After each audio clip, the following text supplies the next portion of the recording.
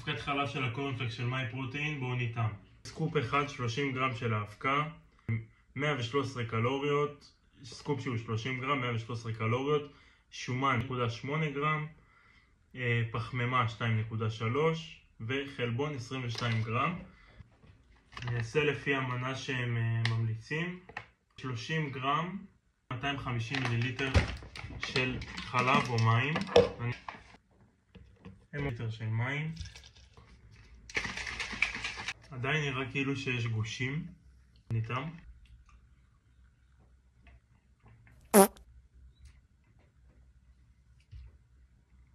אולי צריך לערבב את זה עוד.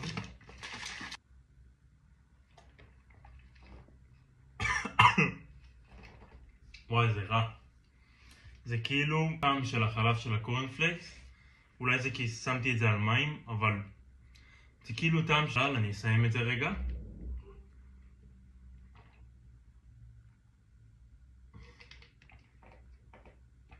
ואפטר טייסט נוראי. לא.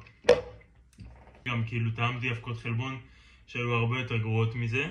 הייתי נותן לזה, אם אני הולך מ-1 עד 10, אז ו-10 זה אבקת חלבון הכי דימה שטעמתי, אז הייתי אומר 5.5 מ-10. יש לי עוד כמה אבקות חלבון שהגיעו לי, שאני אטעם אותם גם. אז זהו, נתראה באבקת חלבון הבא.